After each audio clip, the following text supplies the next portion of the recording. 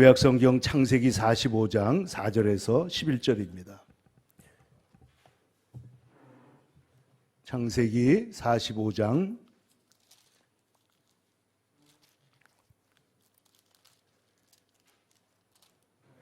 4절부터 11절까지 이제 우리 다 같이 일어나셔서 하나님 말씀을 받들어 읽겠습니다.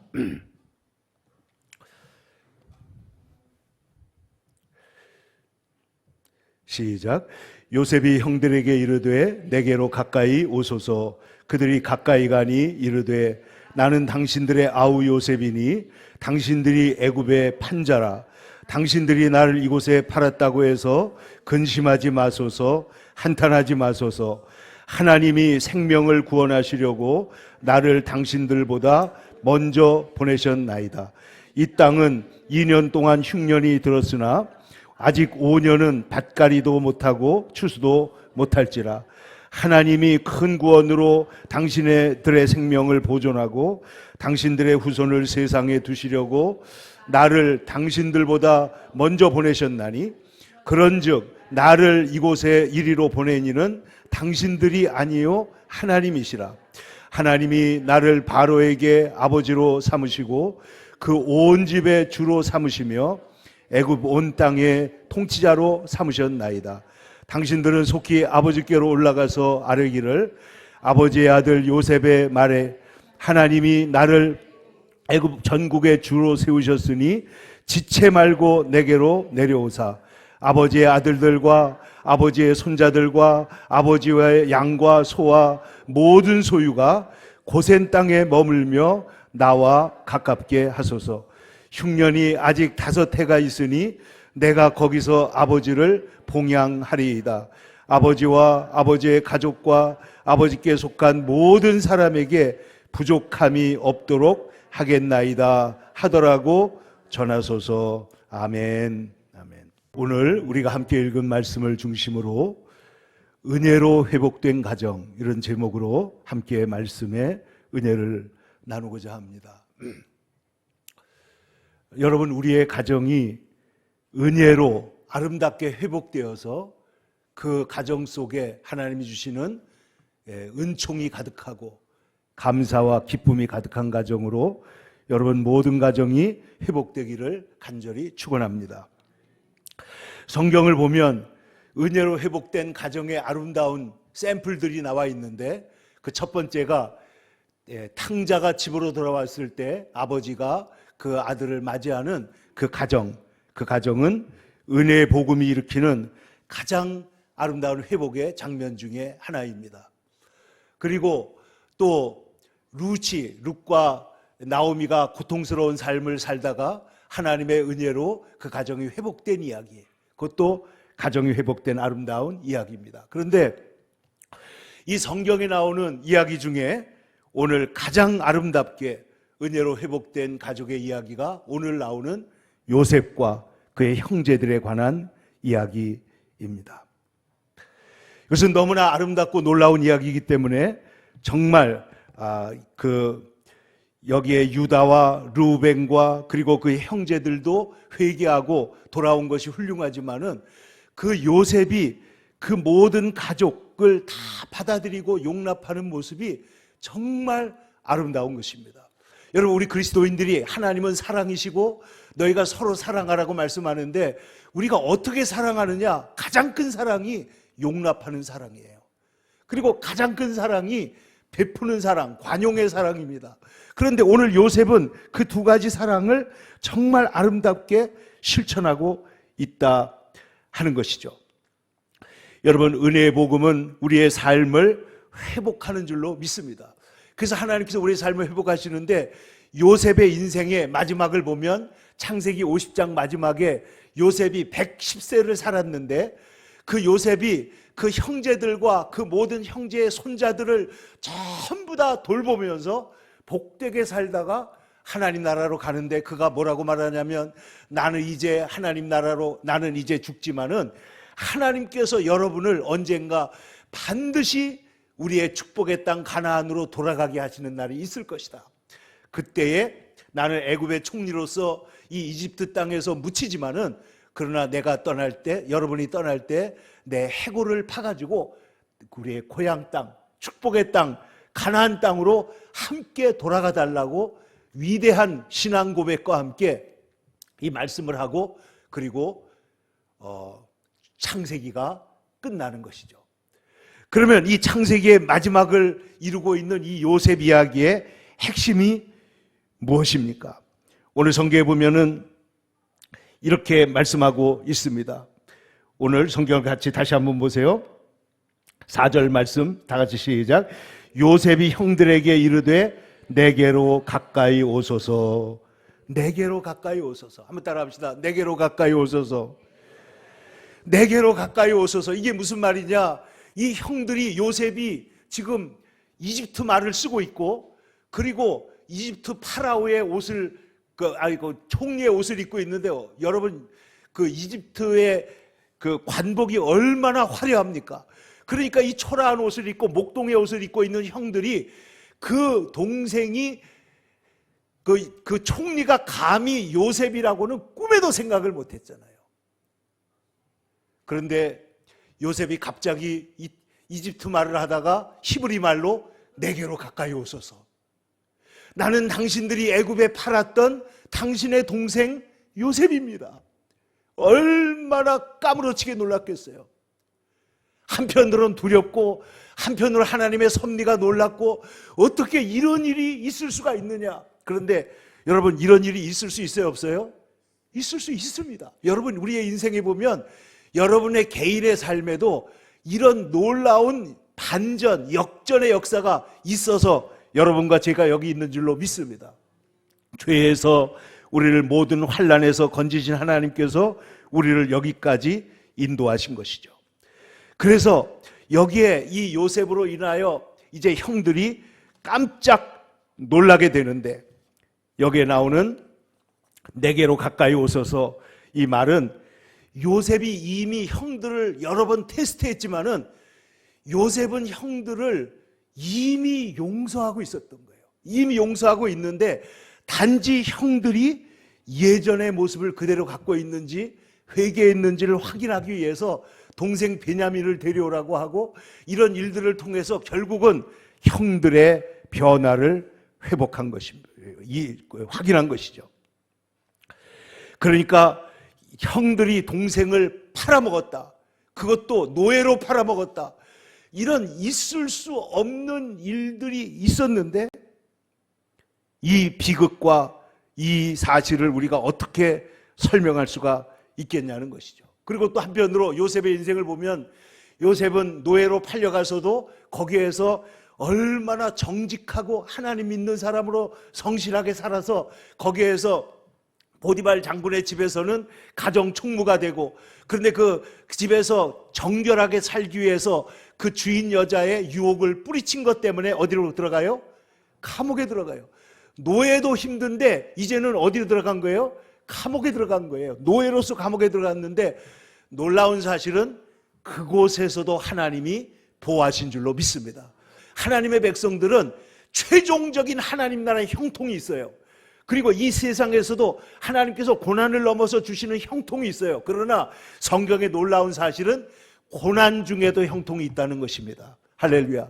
고난 중에, 노예 생활 중에도 형통이 있었고, 감옥 생활 중에도 형통이 있었고, 그 다음에 그 감옥 생활이 지나는 동안에는 이 요셉을 애굽의 총리로 세우시는 훈련에 형통이 있었고, 그리고 마침내 그를 나와서 애굽의 총리로, 애굽의 왕의 스승으로 세우시는 최종적인 형통이 있고, 그걸 더 넘어서서는 하나님 나라의 형통이 기다리고 있는 줄로 믿습니다. 그러니까 이 사실은 뭐냐면, 하나님께서 이 요셉을 어떻게 도와주셨는가 하는데, 내게로 가까이 오소서 하고 난 다음에 형들이 가까이 오니까, 나는 당신들이 애굽에 팔은 동생 요셉입니다. 근데 우리가 자주 말씀드렸지만 성경의 주어는 인간이 아니고 누구라고 그랬어요? 하나님이에요. 성경은 누가 하신 일을 기록한 거예요? 하나님이 행하신 일을 기록한 거예요. 그래서 하나님이 하신 일을 오늘 성경에 말하고 있는데, 오늘 성경에 보면, 자, 당신들이 애굽의 판자입니다. 자, 애굽에 팔렸다고 하는 세상적 관점이 있어요. 당신들이 애굽에 판 것이다. 이거는 3차원, 이 세상의 차원이에요. 그런데 그 위에 4차원, 영적 차원이 있는데 그 차원은 뭐예요? 하나님이 하신 일이 있다는 거예요. 하나님이 하신 일. 그게 뭐냐? 오늘 성경을 보니까 자, 5절 보겠습니다. 당신들이 나를 이곳에 팔았다고 해서 근심하지 마소서, 한탄하지 마소서. 그 다음 누구라고 그래요? 하나님이. 그래서 하나님이. 7절에도 뭐라고 그래요? 하나님이. 주어가 하나님이 되면 상황이 완전히 바뀌는 거예요. 주어가 형들이 되면은 내 인생의 고난뿐입니다. 내 주어가 고난이 되거나 내 마누라가 되거나 내 남편이 되거나 나를 괴롭히는 사람들이 되면은 내 인생은 고통으로 점철되어 있지만은, 그러나 근심하지 마세요. 한탄하지 마세요. 그 다른 차원이 있습니다. 다른 차원이 있는데 그게 뭐냐면 하나님이 하시는 일이 있습니다. 그 말이에요. 하나님이 어떻게 했다고요? 5절 중반절 보겠습니다. 생명을 구원하시려고 나를 당신들보다 먼저 보내셨나이다. 뭐 하시려고요? 생명을 구원하시려고. 또 7절 보세요. 하나님이 뭐 하시려고? 큰 구원으로 당신들의 생명을 보존하고 당신들의 후손을 세상에 두시려고. 이렇게 하려고 하나님이 나를 먼저 보내신 겁니다. 내가 팔려온 것은 비극적인 일이지만은 그 비극적인 일 속에는 하나님의 놀라운 변장된 축복이 그 속에 있었다고 고백하는 거예요. 이게 요셉이 회복되고 있는 놀라운 비밀입니다. 그건 뭐냐? 사람이 한 일을 잊어버리고 사람이 한 일 위에 있는 누가 하신 일을 보는 거예요? 하나님이 하신 일을 보라는 거예요. 하나님이 행하신 일을 보는 것입니다. 여러분, 성도들은 눈을 들어서 세상 사람 같이 보지만은 똑같이 볼 뿐만 아니라 더 지혜롭게 보는 줄로 믿습니다. 근데 뿐만 아니라 우리는 세상이 못 보는 것을 봐요. 그게 뭐예요? 영적인 세상인데 그것은 뭐냐? 하나님이 행하신 일을 보는 것입니다. 그런데 그 일을 예수님이 행하신 일, 사도들이 행하신 일, 성경에 나오는 일뿐만 아니라 나의 삶 속에서 하나님의 행하시는 일을 보는 눈이 열리기를 축원합니다. 여러분, 성경에 보면 이 가정이 얼마나 중요한지 창세기에서 하나님이 가장 먼저 세우신 게 뭐예요? 가정이에요. 그리고 예수님께서 오순절에 세우신 게 뭐예요? 교회입니다. 가정과 교회를 하나님께서 직접 세우신 것입니다. 이 세상에 있는 회사나 이 세상에 있는 무슨 사회단체들이나 국가나 이런 것들은 인간들이 만들었지만은, 그러나 이 가정은 하나님이 직접 세우신 거예요. 근데 성경에 보면 이 가정이라는 게 묘한 게 뭐냐면 가정은 축복을 받는 그릇입니다. 아나니아 삽비라는요 함께 망했잖아요. 한 사람이 잘못하면 한 사람이 그거 안 됩니다 해야 되는데 둘이 똑같이 나쁜 짓 하다가 어떻게 돼요? 둘 다 멸망해 버렸습니다. 그러나 아브라함과 이삭과 야곱과 요셉의 가정을 보면 함께 복을 받는 거예요. 아브라함과 사라가 있고 이삭과 리브가가 있고 그리고 야곱과 레아, 야곱과 라헬이 있잖아요. 그래서 하나님께서 가정을 주셨는데, 여러분 성경에 보면 이 하나님이 세우신 가정의 원리는 한 남자와 한 여자가 가정을 이루는 것입니다. 이게 지극히 당연한 것인데 이게 흐트러질 때가 많잖아요. 한 남자와 여러 여자. 그럼 어떻게 돼요? 어지럽기 짝이 없습니다. 요즘엔 또 뭐예요? 한 남자와 한 남자가 결혼을 하겠다는 거예요. 이거는 창조 질서를 어지럽히는 일이라는 거예요. 이런 일을 통해서는 하나님의 역사가 일어날 수가 없습니다. 몸으로도 자녀를 낳을 수도 없고 그것은 잘못된 것이다. 그런데 이 하나님께서 아브라함과 이삭과 야곱의 가정에 특별히 요셉을 통해서 이 가정을 회복하시면서 그 가정을 축복하시는데, 이 가정은 축복의 계승이 되는 곳이고 축복을 담는 그릇이기 때문에 이 그릇이 깨지지 않도록 우리가 잘 보살펴야 된다는 거예요. 축복의 그릇이다. 그래서 너와 네 집이 구원을 받으리라. 이 구원이요 개인 단위지만은 그러나 동시에 무슨 단위로? 가족 단위로 하나님의 구원이 임하는 것을 볼 수가 있습니다. 축복도 가족 단위로 임하는 것이에요. 여러분, 요셉이 이렇게 훌륭한 사람이 된 것이 요셉이 혼자서 된 것이냐? 아닙니다. 절대로 아닙니다. 요셉이 아브라함과 이삭과 야곱의 그 신앙의 전통을 계승했기 때문에 그가 어디 가든지 애굽에 가서도 그 모든 사람들보다 뛰어나고 탁월한 사람이 될 수 있었던 것은 그 하나님이 주신 그 가족에게 주신 축복이 요셉에게서 나타났기 때문인 줄로 믿습니다. 그래서 그 모든 가지 중에 가장 뛰어난 가지가 요셉인 거예요. 근데 놀라운 사실은 뭐냐? 이 요셉이 다른 가족들을 돌보게 하신다는 거예요. 여러분, 우리 형제들 중에서도 형제들 중에 경제적으로 잘 되면 그 사람이 다른 형제를 어떻게 돼요? 돌보고 도와줘야 되는데 오늘 우리 성경에 보면 그 사실이 잘 나오고 있습니다. 그러므로 우리 가정의 원리는 뭐냐? 신명기에 나오는 것처럼 가족들에게 하나님의 말씀을 가르쳐야 될 줄로 믿습니다. 너는 앉을 때나 설 때나 들으라 이스라엘아, 너희 하나님은 오직 한 분이시다. 첫 번째 교훈이 뭐냐? 하나님은 우리의 한 분 하나님이시다. 이것을 자나깨나 가르치라는 거예요. 그것이 쉐마입니다. 들으라, 들어야 산다. 들어야, 지금도 안 듣는 사람 있잖아요. 들어야 사는 거예요. 복음을 들어야, 복음의 말씀을 들어야 사는 거예요. 아브라함과 욥처럼 욥은 자녀들을 위해서 기도합니다. 자녀들을 위해 기도하고 아브라함은 롯을 위해서, 소돔을 위해서 기도하는 것처럼 기도해야 됩니다. 또 탕자의 아버지처럼, 탕자의 아버지는 예수님과 같고 탕자의 아버지는 우리 하나님 아버지와 같은데 뭐예요? 그 죄인된 아들을 기다려 주시는 거죠. 기다리는데 소망 중에 기다립니다. 믿음으로 기다립니다. 환영하며 기다립니다. 그래서 그 아들이 돌아올 때 온전히 뛰어나가서 환영을 하고 있는 것이죠. 뿐만 아니라 요셉처럼 아까 말씀드린 대로 사랑은 용납과 관용하는 것이다. 그래서 하나님께서 질서를 주셨어요. 부부간에는 어떻게 하라고 그래요? 남편은 아내를 생명처럼 사랑해야 되고 돌봐야 되고, 아내는 남편을 인정하고 존중해 줘야 된다. 이게 성경의 원리입니다. 그리고 자녀는 부모를 어떻게 해야 돼요?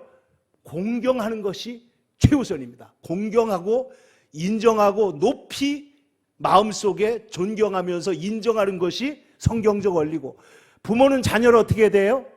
자녀를 돌보고 공정하게 사랑해야 돼요. 자녀를, 성경에 보면 예수님 뭐라고 했어요? 그 성경에 보면 내 자녀를 노엽게 하지 마라. 부당하게 대해가지고 이 자녀를 돌보지 않아가지고 노엽게 하는 것은 안 된다. 그러니까 성경에 보면 다 이런 원리들이 있는데, 형제에 대해서 뭐라고 그랬느냐? 디모데전서 5장 8절에 보니까 누구든지 자기 친족, 특히 자기 가족을 돌보지 않는 사람은 믿음을 배반한 자요. 가족을 배반하는 게 뭐라고요? 가족을 돌보지 않는 게 믿음을 배반한 자요, 불신자보다 더 악한 자다 그랬어요. 불신자보다 더 악한 자다. 그러니까 예수 믿는 사람은 가족을 어떻게 해야 돼요? 돌봐야 되는데, 그 가족을 가장 잘 돌본 사람의 샘플이 오늘 성경에 나오는데 그게 누구예요? 요셉이라는 거예요. 요셉이 자기를 그렇게 해코지했던 그 형제들을 어떻게 하고 있어요? 용서하고 용납할 뿐만 아니라 그들에게 관용을 베풀어서 이 5년 동안 흉년에 어떻게 살지 모르는데 그들을 다 고센 땅으로 불러가지고 그곳에서 모든 것을 공급하면서 그들을 살도록 돕지 않느냐. 이게 오늘 성경이 우리에게 말하고 있는 것입니다. 그런데 여러분, 아나니아나 삽비라를 보세요. 이 사람들은 사실 보면은 도둑질을 했거나 무슨 사람을 죽였거나 그런 게 아니잖아요. 하나님을 섬기는데 거짓말을 했습니다. 그런데 저를 잘 보세요. 이번에 어떤 유명한 갑자기 벼락 스타가 된 가수가 음주운전을 했어요. 그 음주운전에도 사고를 냈으면은 그때 다윗처럼, 다윗은 어떻게 했어요? 나단이 왔을 때 당신이 그 사람이라고 할 때 어떻게 해요? 바로 그 자리에서 인정하고 꼬꾸라지니까 하나님이 그를 살리시는 거예요. 근데 이 사람이 거짓말을 하고 약자를 들어가지고 그걸 메꾸려고 그러고 온갖 정치인들이 하는 못된 짓은 다 배워가지고 나쁜 짓을 반복하니까 어떻게 됐느냐? 15년형이 나올 수도 있다는 거예요. 물론 그렇게까지 안 나오겠지만은, 여러분, 우리가 어떤 유형의 죄를 짓든지 간에 하나님 앞에서, 여러분, 예수님께서 사마리아 우물가 여인에게 그가 과거의 인생이 참으로 어지러운 인생, 참으로 남에게 떳떳하지 못할 인생을 살았지만은 예수님은 이 여성을 뭐라고 칭찬했어요? 성경에 보면 내 말이 옳도다, 내 말이 참되도다. 예수님 말씀은 지나온 생이 어떠하든지 간에 이 순간에 주님 앞에서 정직할 때 그가 회개의 기회를 얻은 줄로 믿습니다. 여러분, 예수님의 십자가 우편의 강도를 생각해 보세요. 그는 강도로 살았던 사람입니다. 그의 삶이 얼마나 거칠고 험했을지 알지 못하지만은 그는 마지막 순간에 예수님께, 예수님, 내가 보니 당신은 하나님의 아들입니다. 당신의 나라에 임하실 때 나를 기억해 주소서 할 때 예수님 뭐라 그래요? 내가 오늘 나와 함께 낙원에 있으리라. 아나니아 삽비라는 거짓말하다가 회개의 기회를 놓쳐버렸지만은, 여러분, 여기 요셉의 형들이 자 시몬을 잡아놓고 요셉이 일부러 그 쌀자루에다가, 곡식자루에다 뭐예요? 그 귀중한 것들을 집어넣어 가지고 나중에 발각되니까 이 사람들이 뭐라 그래? 형들이 우리가 우리 동생에게 잘못했다. 우리 동생에게 잘못했더니 하나님께서 오늘 우리에게 이것을 여기서 이렇게 말씀하시는구나, 이렇게 말하는 것을 보고 요셉이 형들을 볼 때, 아, 형들이 옛날의 형과 똑같아요? 달라졌어요? 달라졌어요. 회개하고 있는 거예요. 근데 결정적 순간에 베냐민을 잡아놓겠다 그러니까 유다가 탁 튀어나오면서 뭐라 그래요? 나를 대신 잡아주세요. 나를 죽여주세요. 이 아이가 죽으면 우리 아버지 죽습니다. 그때 요셉의 눈에서 뭐예요? 눈물이 터져버리는 거예요. 아, 요셉은 형들을 용서할 마음이 있는데 형들이 정말로 회개하고, 근데 예수님이 뭐라 그랬냐면은 회개하거든 용서하라. 용서가 쉽지 않아요. 근데 회개가 쉽지 않아요. 근데 형들이 지금 회개하고 있는데 이 형들의 회개를 보면서 요셉이 하는 중요한 말이 있습니다. 그게 뭐냐면 그런즉 하는 거예요. 오늘 성경을 보세요. 자, 8절에 다 같이 읽겠습니다. 시작. 그런즉 나를 이리로 보낸 이는 당신들이 아니요 하나님이시라. 하나님이 나를 바로에게 아버지로 삼으시고 그 온 집의 주로 삼으시며 애굽 온 땅의 통치사로 삼으셨나이다. 여기 그런즉이 무슨 말이에요? 그런즉 당신들은 나를 팔았지만 하나님께서는 당신들과 우리의 생명을 살리기 위해서 나를 보내셨은즉, 그런즉 뭐라고요? 그런즉 나를 이곳으로 보낸 사람은 당신들이 아니고 하나님이다. 이게 얼마나 위대한 결론인지 여러분 아십니까? 이 결론 때문에 형들을 더 이상 미워할 필요가 있어요, 없어요? 미워할 필요 없어요. 용서할 수 있어요, 없어요? 용서할 수 있어요. 그 형들을 돌볼 수 있는 모든 일들은 이 결론에서 비롯된 것입니다. 당신들이 보낸 것이 아닙니다. 당신들이 판 것이 아니고 하나님이 나를 보낸 것입니다. 신앙적인 해석의 과정을 거쳐서 결론이 도출됐어요. 그 결론이 뭐예요? 그것이 구속사적인 신앙의 결론입니다. 여러분, 우리의 삶에서 우리가 어려움을 당하고 문제를 당하고 어려움을 당할 때 여러분들도 이런 신앙의 결론을 얻으시기를 축원합니다. 신앙의 결론을 얻는다. 이것은 하나님에 대하여 바로 알아야 돼요. 하나님은 우리를 은혜로 부르시고 우리의 은혜의 하나님이신데 내 삶에 내가 정말 눈물 흘리며 내가 이해할 수 없는 일들이 많이 있었지만은, 그러나 하나님은 우리를 구원하시려고, 생명을 보존하시려고, 후손들을 이 땅에 두시려고 내가 애굽에 팔렸던 것입니다. 내가 애굽에 팔렸던 것은 결단코 쉬운 일이 아닙니다. 한두 마디 말로 미워할 수 있는 게 아닙니다. 너무나 고통스럽습니다. 그러나 이것은 당신들이 한 일이 아니고 하나님이 행하신 것입니다. 여러분의 인생에 대하여 이 깊은 성찰이 있기를 축원합니다. 아, 여기에 내가 하나님이 행하신 일이 있었다. 결론을 내릴 수 있다면 13년 동안 죽을 고생을 치르고, 그리고 깨끗하게 살려고 했는데 감옥에도 갇히고 노예 생활하고 했던 이 모든 것들이 창세기 50장의 말씀대로 하나님은 다 합력하여 선으로 바꾸시는 분이다 하는 것을 그가 알게 된 것입니다. 그래서 요셉은 지금 내게로 가까이 오소서, 예수님께서 수고하고 무거운 짐진 자들아 뭐라고 그러셨어요? 다 내게로 오라. 내가 너희를 쉬게 하리라. 지금 죄를 짓고 두려워하는 형들에게 요셉이 뭐라고 그래요? 내게로 가까이 오소서. 그러면서 요셉이 말하기를 오늘 성경에 보시면은 11절 보겠습니다. 흉년이 아직 5해가 있으니 내가 거기서 아버지를 봉양할 것입니다. 아버지와 아버지의 가족과 아버지께 속한 모든 사람에게 부족함이 없도록 하겠나이다.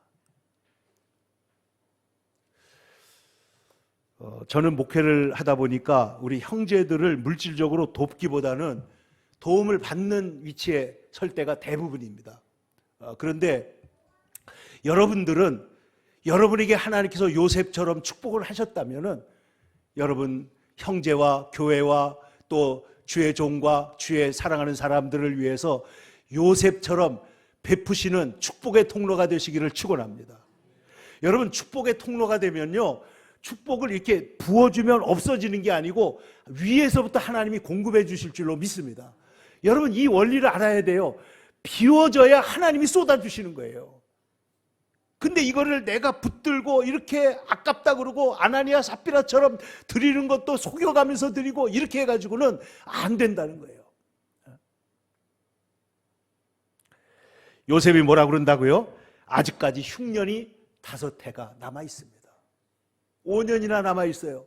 그러니까 내가 부모님을 봉양하겠습니다. 그런데 10절에 보면 이렇게 말했습니다. 같이 보세요. 아버지의 아들들과 아버지의 손자들과 아버지의 양과 소와 모든 소유가 고센 땅에 머물며 나와 가깝게 하소서. 이 고센 땅은 애굽의 수도에서 좀 떨어져 있는데 목초지가 많은 좋은 땅이에요. 그러니까 뭐냐면 요셉은 우리 영화에 나온 대로 다 계획이 있었던 거예요. 다 계획이 있어요. 그래서 지금 요셉은 어떻게 한 거예요? 고센 땅에다가 우리 부모님과 식구들을 갖다 놓으면 제일 좋겠다 이거예요. 왜? 거기서 우리 가족들이 신앙의 자유와 신앙을 지킬 수도 있고 거기서 번성할 수도 있다. 그래서 여러분 나중에 출애굽할 때 보면은 애굽에는 모든 막 하나님께서 징계를 내리고 재앙을 내릴 때 고센 땅은 어떻게 해요? 말짱한 거예요. 고센 땅. 그게 고센 땅이에요. 그런데 이 고센 땅이 뭐가 됐냐? 70명의 아브라함의 후손이 내려가가지고 야곱의 12지파가 내려가가지고 어떻게 돼요?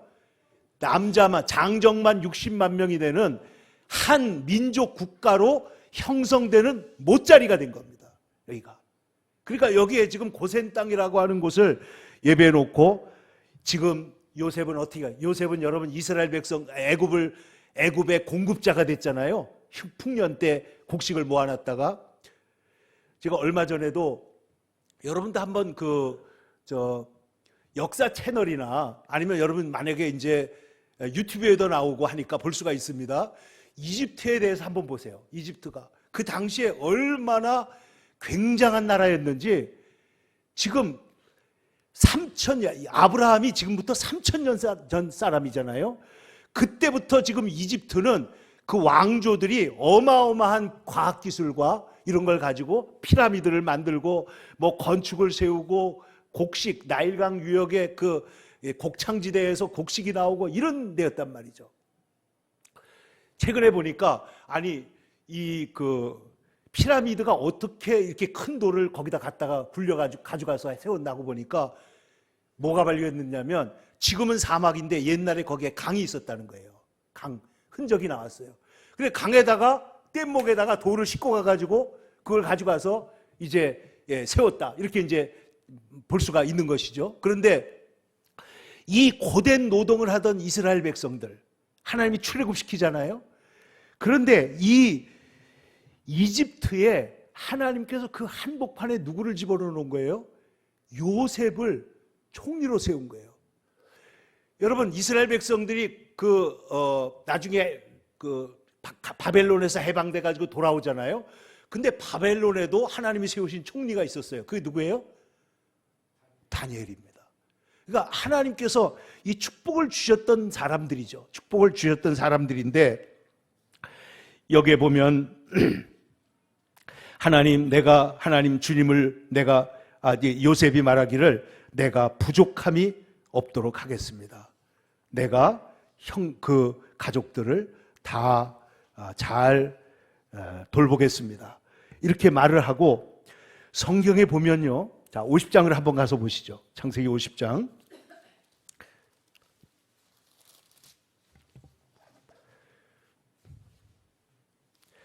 여기에 보면 하나님께서 그 야곱이 죽은 다음에 형들이 두려워하는 것을 보고 요셉이 이렇게 말하는 장면이 있습니다. 19절에 요셉이 그들에게 이르되 두려워하지 마소서 내가 하나님을 대신하리이까. 하나님이 하시는 일이 있고 사람이 하는 일이 있어요. 당신들은 나를 해하려 하였으나 하나님은 그것을 뭐로 바꿔요? 선으로 바꾸사. 어떤 선입니까? 오늘과 같이 많은 백성의 생명을 구원하게 하시려 하신 것입니다. 그러므로 21절 당신들은 두려워하지 마소서. 내가 당신들과 당신들의 자녀를 뭐 하겠다고요? 기르겠습니다. 그들을 내가 돕겠습니다. 하고 그들을 간곡한 말로 위로하였더라.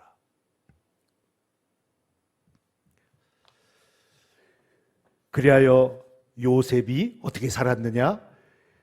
22절부터는요 마치 동화책의 마지막 해피엔딩 같아요. 보세요.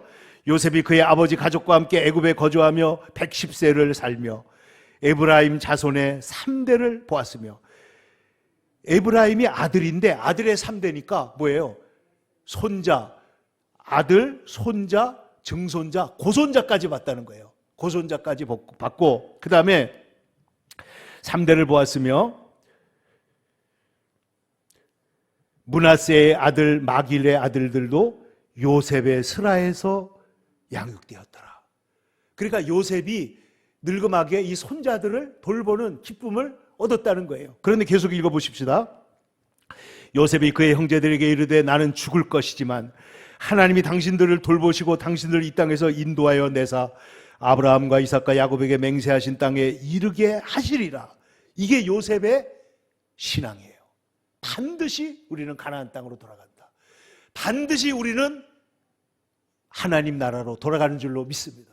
하나님 나라로 돌아가는 자가 된 거예요. 그래서 여기에 대해서 당신들을 요셉이 또 이스라엘 자손에게 맹세시켜 이르기를 하나님이 당신들을 반드시 돌보실 때 당신들은 여기서 내 해골을 메고 올라가겠다 하라 하였더라.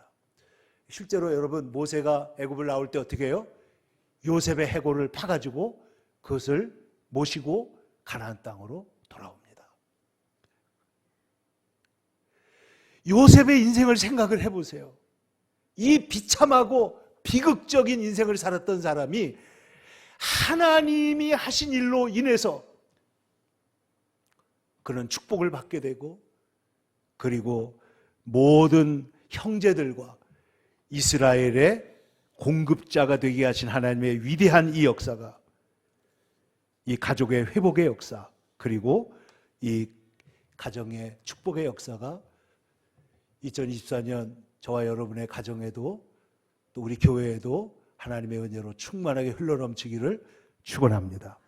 기도하겠습니다. 거룩하신 아버지 하나님, 오늘 하나님께서 우리를 아름다운 가정들을 세우시고 또 예수님을 통하여 우리의 모든 가정을 회복하시며 오늘 우리를 수고하고 무거운 짐진 자 다 내게로 오라 하시는 주님의 음성을 듣고 우리가 주님께 왔사오니 아버지 하나님, 우리에게도 은혜를 주사 우리도 요셉처럼, 우리도 선한 사마리아인처럼, 우리도 예수님처럼 우리가 우리에게 주신 축복의 통로가 되어 우리의 형제와 가족과 자녀들을 살리는 기도의 사람, 축복의 사람, 은혜의 사람이 다 되게 하여 주시옵소서.